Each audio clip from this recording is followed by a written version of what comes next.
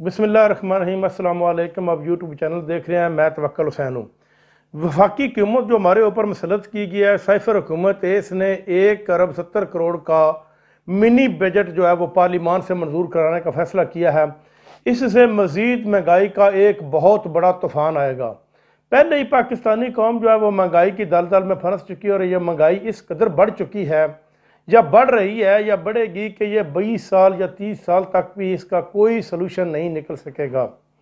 अब ये मज़ीद क्या करने जा रहे हैं, जो इन्होंने सहूलतें दे रखी हैं, जो सब्सिडी दे रखी हैं, जो किसानों को दी हैं, इसके अलावा गरीब लोगों को दिए हैं, सेहत कार्ड के दिए हैं, वो सारे का सारा ख़त्म करने जा रहे हैं। पेट्रोलियम मसनूआत के ऊपर लेवी बढ़ाने जा रहे हैं। जब पेट्रोलियम मसनूआत के ऊपर लेवी बढ़ाई जाएगी तो ऑटोमेटिक पेट्रोलियम मसनूआत की 10 रुपये तक ये कीमत ज़रूर बढ़ाएंगे और मुमकिन है कि इस 15 तारीख को ये 10 रुपये मज़ीद पेट्रोलियम मसनूआत में इजाफा कर दें।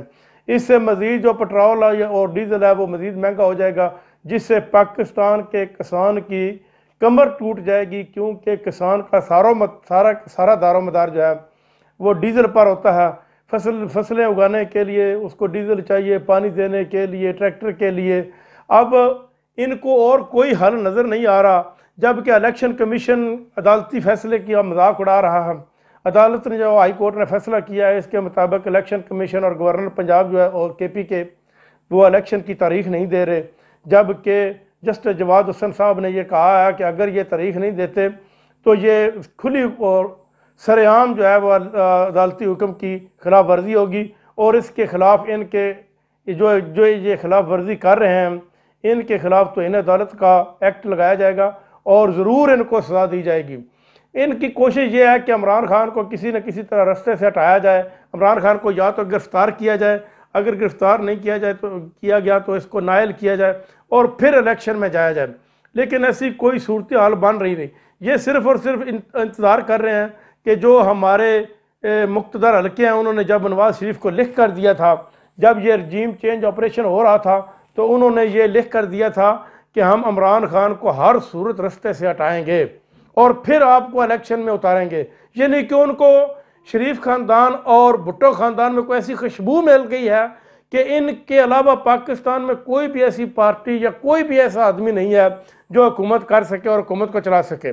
सिर्फ़ और सिर्फ 2 ही ख़ानदान हैं, जो एक शरीफ ख़ानदान और एक भुट्टो ख़ानदान, और ये दोनों ख़ानदान अहनी हाथों से पाकिस्तान को लूट रहे हैं और लूट कर इन्होंने बैरून मुल्क ये रहते हैं। जब इलेक्शन नज़दीक आ जाता है तो फिर ये आ जाते हैं और इलेक्शन में इनको बिहाइंड दी सपोर्ट होती है और सपोर्ट के साथ वो इलेक्शन जीत कर दोबारा हुकूमत बना लेते हैं। अब कैप्टन सफदर का क्या कसूर है? उसने अगर कोई सच बोल दिया तो अवाम जो नून लीग वाले हैं उसके खिलाफ हो गया, उसके घर से उसके खिलाफ आवाज़ें उठ रही हैं। उसने जो कुछ भी कहा है उसने सच कहा, उसने झूठ बिल्कुल नहीं कहा। उसको हक बनता है कहना एक आज़ाद इंसान को एक आज़ाद पॉलिसी रखनी चाहिए। किसी के ताबे रह कर कोई पॉलिसी भी नहीं बनाई जा सकती। अब अगर इमरान खान गिरफ्तार हो भी जाते हैं तो फिर भी अवाम का समुंदर जो है वो इनसे अपना हक छीन कर रहेगा। जब तक अवाम की हुकूमत अवामी नुमाइंदों के ज़रिए पाकिस्तान के ऊपर नहीं होगी, अवाम पैसा नहीं निकालेगी, अवाम कारोबार नहीं करेगी, अवाम का एतमाद हुकूमत के ऊपर नहीं होगा, तब तक ये पाकिस्तान किसी सूरत में तरक्की नहीं कर सकता। इसी तरह महंगाई के दलदल में फंसता रहेगा और IMF के जंगल में जकड़ा रहेगा। IMF की कड़ी शराइत पाकिस्तान के ऊपर लागू कर दी।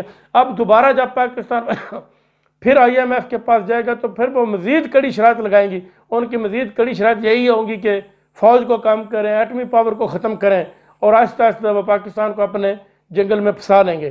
तो इस तरह पाकिस्तान के जाल में फंसता चलेगा जाएगा। नाज़रीन, अल्लाह या हमारे पाकिस्तान और हमारी आवाम का हामी नासर हो। अब तक के लिए इतना ही। अपना ख्याल रखिएगा और मेरे इस चैनल का भी अल्लाह ने निगहबान।